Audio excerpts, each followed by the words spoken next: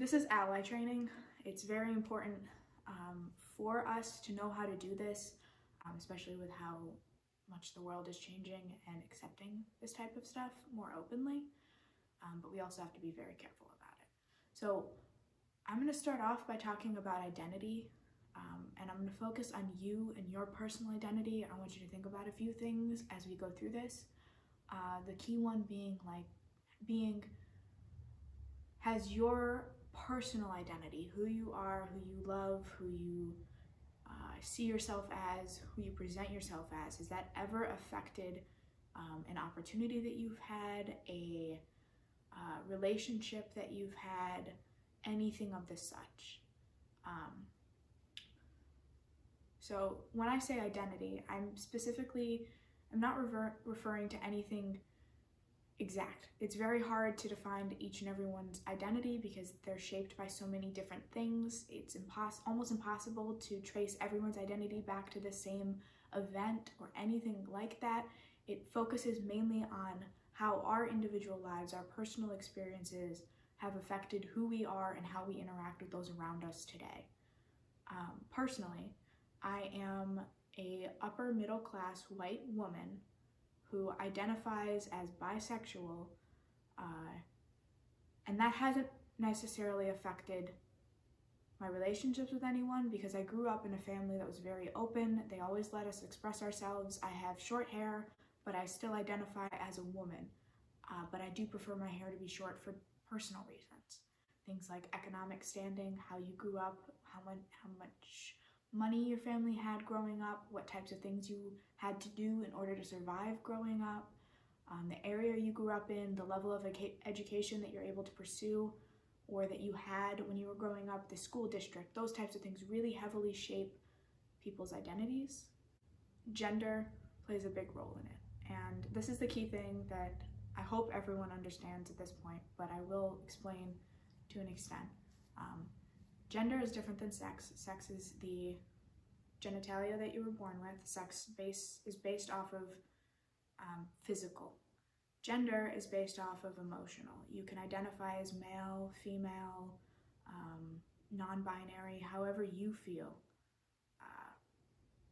You are whoever you feel you are in your heart, in your mind, however it may be. That's your gender identity. And it's your gender that heavily shapes your interactions with the world because gender tends to be the presenting factor that we all base a lot of assumptions and even conversations on. One of those big things that gender affects is a conversation with someone else or with that person is pronouns. Now, for a lot of us, pronouns are straightforward. They're the same pronouns that we have known or that have been used for us the entire time that we have even known what they are, he, she, but there are other pronouns. I know people that use they and them, and that is significant to them. There's not a reason that someone would change their pronouns unless it had some sort of meaning to them. And that meaning really affects their own self-image and then their image of you. And so when we talk to someone, asking them simple questions like, what are your pronouns? Or even just facilitating that discussion by saying my pronouns are. As orientation leaders, one of the big things that we do is we welcome students to campus. And our biggest job is to make sure that students feel welcome on campus and to make sure they know the resources that they have. For our LGBTQ plus on campus, we have our Center for Social Justice and Inclusion, which helps to bring in those groups. We have Pride, which is a student organization. Our goal is to make them feel welcomed on campus. And one of the biggest things that we can do in order to make them feel welcomed is facilitate the discussions of pronouns and identity. Those are the two big things that we can do to make them feel welcomed. For a lot of us, our introduction is just our name. It's, hi, I'm Bridget. Or it's, hi, I'm Bridget, I'm a bioengineering and mechanical engineering major. And that's fine. That's perfectly fine. that doesn't have any issue as long as you're only ever going to refer to that person as their name. There's nothing wrong with it. But in a lot of conversations, and if you know this, if you write any sort of essay, you don't use the same name. You find replacements to reference that person. And those references are pronouns. And our pronouns hold a lot of meaning for a lot of people. My pronouns are she and her. For other people, it's he and him, or they and them. And those pronouns hold so much significance that it can negatively affect someone when they are misgendered or you use the wrong pronouns. One of the easiest ways to hold this discussion, to help make sure people feel welcomed, is as simple as saying, "Hi, I'm Bridget. My pronouns are she and her." That's it. Because that means that I am welcome to hear others' pronouns. If they are not comfortable with sharing them, they don't have to. If they want to, they can. So if they feel as though they present in a masculine manner, but their pronouns are more feminine, or someone is non-binary and prefers they and them, then it's significant to them. Referencing pronouns is an important part, I believe, of developing a stronger connection to your orientation groups. Having that conversation, starting that conversation, letting people know that during college they are allowed to express their own identity, figure out who they are, and that they are in a safe and welcoming space that allows them to do so is so much more significant than what building do I go to for this class. Knowing that they have a place that they can actually be themselves, even if they can't when they're at home, or even if they can't when they're spending time with family, it affects in so many people's lives in a positive way to have that space. Because starting that discussion with people that have known you since you were born is hard.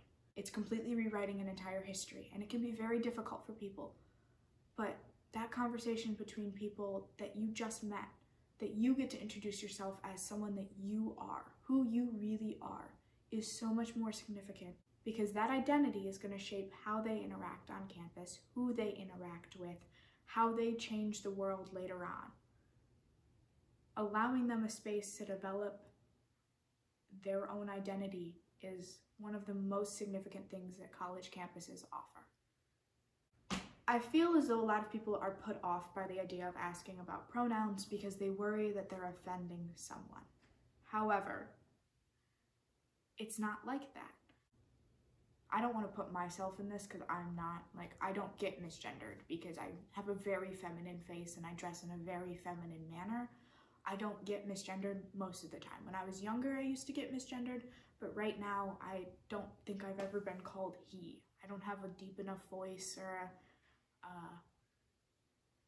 my clothing doesn't indicate that I lean towards a more masculine side. Your girlfriend has.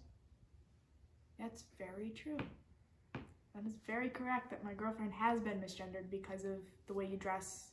When I had short hair in high Short, school, yeah. all the time, by waiters especially. My clothes. Sometimes even I'll have long hair, but it'll be in a bun, in a hat. And I'll be in not a tight shirt, so my boobs really won't be accented. And people will ask me if I'm a boy. Like little kids in Tennessee. But they asked. Yeah, they'd be like, "Are you a boy or a girl?" Or they go, "Are you a boy?" I go, "No, I'm a girl." But were you ever offended if someone had to ask if you were a boy or a girl?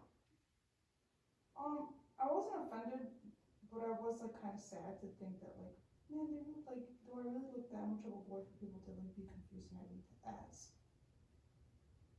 In that way, I'd be offended that way. But at the same point, and this is from the other side of the coin, if you were trans and you are female to male and you're trying to present yourself in a very masculine way and someone goes, "Are you a boy or a girl?" or "Are you a boy?" that would be a huge turning point for you. Yeah, it would. If that's the goal, then 100%, I'd be like, "Oh my god, this is amazing." But if you're someone who doesn't want to refer to a boy even a little bit, but people feel the need to ask because they're genuinely confused, it hurts. It hurts, yeah. But that's where opening the conversation about pronouns really helps off in the beginning, because it's like, I introduce myself with my pronouns, and then you feel free to introduce yourself with your pronouns, and then from there, everyone knows that, yes, this is it. I don't have to ask you, are you a boy? I just have to know that your pronouns and what you identify as are she, her. Yeah. And that's the whole point, is that the point is that by starting the conversation off by introducing your pronouns and starting that conversation, you allow others who maybe in the past have had that kind of confusion happen and don't want it to happen again, or are trans and want a different set of pronouns used for them because they present in a more masculine way, but they identify as in a more feminine way. That allows them to have that ability, and they don't feel so closed off and like they can't have that discussion. The key thing though is that if we're around a parent, for parent orientations and such, if there are students and we are separated from the students and the parents are separated from the students with other orientation leaders, when we all come back together, the problem becomes that we have to be careful about the pronouns that we use. So in those cases, it's easiest just to use the name that they gave. Or some people, and this is an easy way to do it, is if you know that they came with a parent and you're concerned because it's far better to have the conversation about are your pronouns and is the name that you gave me safe to use around family, around friends, in a public space? Is that okay? You can always tell students that if they have any concern at all about anything, that it's better to come and talk to you than to feel unsafe, that it would be preferable to have that conversation no matter how awkward or maybe slightly uncomfortable they are, than to hide it and feel unsafe. Because having that conversation is more significant, and that's the big part about introducing your pronouns, is no matter how foreign it seems to you, someone else's identity is strongly based on how others see them. Yes. And when they can't be seen in the way that they want or what makes them comfortable, it hurts more than anything, and it closes them off to anything else that's happening around them. Especially because college is like a new start for a lot of people. Exactly. College is the new start that they need in order to help facilitate that understanding of self that is so necessary to continue with everything you're doing. Because if you don't know who you are, how are you going to know what you want to do? How are you going to know how you want to impact the world, how you want to interact with people, who you want to be when you come out of college? College is usually the place where like people find themselves. It's a conversation. It's something that has to happen no matter how awkward or uncomfortable it makes either party. Sometimes it just has to happen. But we can do it in a way that makes it more open and more encouraging. If we start off by introducing ourselves and showing that it's okay to say your pronouns, to express who you are, your identity, all of the above, and presents it in a welcoming manner, then they are more inclined as students to feel more welcome to those ideas, to new people in their lives, new identities for themselves, new experiences that they would have on campus. And that is the biggest thing that we need to focus on, is that yes, it may be uncomfortable for us to think about it in this way and to have these conversations because it's foreign for us, because we may not have grown up with this type of thing. But it's so significant to so many students and just in general so many people, that all of us, whether we be an ally or a member of the community, be welcoming to everyone and willing to have these conversations in order to help normalize pronouns and the conversation about pronouns in everyday life. The way that I think about it is that, like, since I was young, have known a lot of people, not a lot of people, but a significant amount of people that had significance in my life that have transitioned. I specifically know 2 women, and when I first met them, they were male. They identified as men. But now, over the years, they've transitioned to women. And to me, that's no different. They are the same people that I knew. I just use a different name or a different pronoun. And in the beginning, it was harder because I knew them starting off from a certain identity. And then as they transitioned and I learned who they were, it had to switch. But all that meant for me was I had to switch the words that I was saying to refer to them. All I was doing was changing pronouns. And of course, it's a lot easier when you're younger and you're growing up with this type of thing to understand and just kind of change a word. You're in a more developmental age, so it doesn't seem so strange to you. It just kind of happens. But I still trip up and sometimes use the wrong pronouns. There are people that I have used the wrong ones and I felt bad, but when you correct yourself, that's what's significant to them. Knowing that you remembered and that you changed and you're trying to change your behavior really is significant. So for example, there's a TikTok star. They go by Ian Avery, and I have sometimes used she in reference to them. And I always I'll fix it and I'll feel bad after I do it, even though I don't know them. I'm like, oh no, it's they. But I still make an effort. And I think that that's really big for a lot of people and really shows a lot of significance, is making that effort. And that's what the goal of introducing pronouns is to make that effort and to show that effort that you're trying, that you really do want to use the right pronouns, that you care what their identity is. And to some, you're always going to have orientation, students in your orientation groups that are going to be they're going to scoff at the idea, they're going to think it's stupid. But for those few students that really value the fact that you ask them pronouns, it's going to change their entire outlook on campus. It's going to change how they interact with people. It's going to change how open they are with even you. And so for all you know, you could create a lifelong friend just from asking pronouns. And it could in some ways save people's lives. Okay. This is a lot of information. It can be a sensitive topic for a lot of people. Pushing and trying to get that information out isn't helpful half the time. They will come to you when they are comfortable with it. You have concerns about it. There are people that they can talk to, that you can make sure that they know about and have connections to on campus. You can even establish yourself as a connection and say, if you ever want to talk about this, I'm here. I'm always someone that they can talk to. But, and this is the big thing, don't push people. Let them know that they can come to you if they have something they want to share, but don't push them, because some people aren't comfortable enough to share their new identity. They're not comfortable enough because they're not even sure what they identify as. So it's very significant to just know that they have someone, but not to have to know that they have to share that information immediately, that they are allowed to figure out who they are, but that there are people on campus that will have that conversation with them if they want, that can give them new information, and that can just be there for them during their time on campus.